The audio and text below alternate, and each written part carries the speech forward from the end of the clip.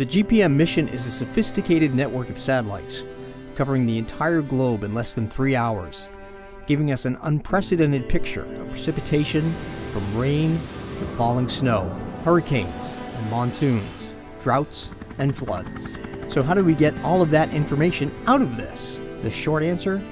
Tons of data from all over.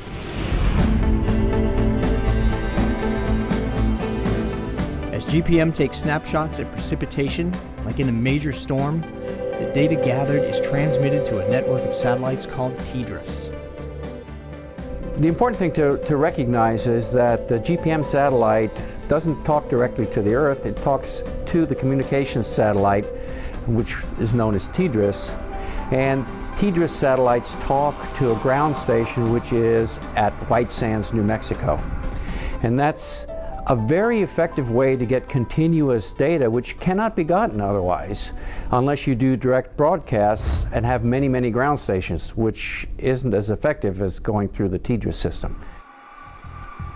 The White Sands ground station then sends information about the health and geolocation of the GPM core satellite to the hub of all of this activity, the Missions Operations Center, located at NASA's Goddard Space Flight Center.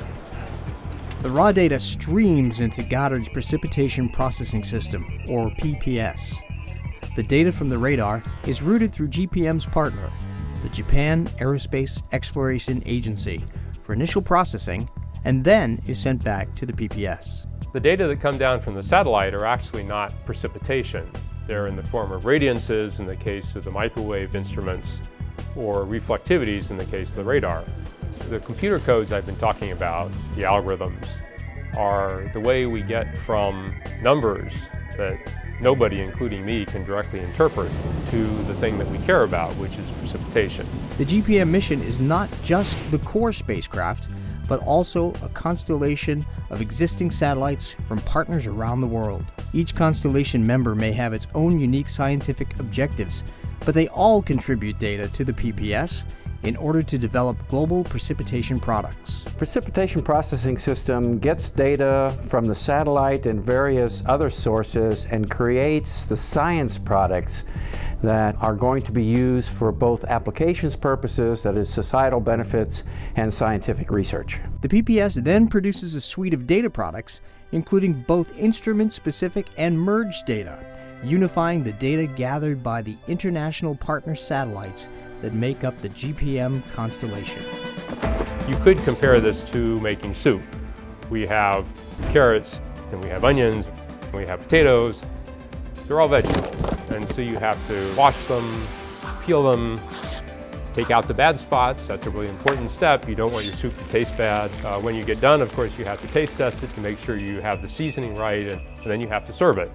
And so each of those steps, in a mathematical sense, is what we have to do in order to take all the diverse sources of information and end up with a unified product which the user finds to be useful. These precipitation products will be useful in many societal applications, like hydrologic modeling, mapping potential natural disasters, agricultural monitoring, weather prediction, and climate research. As we improve the precipitation retrievals that form the basis for these merged products, that will get better and better, and we'll be seeing actual satellite data rather than just forecasts.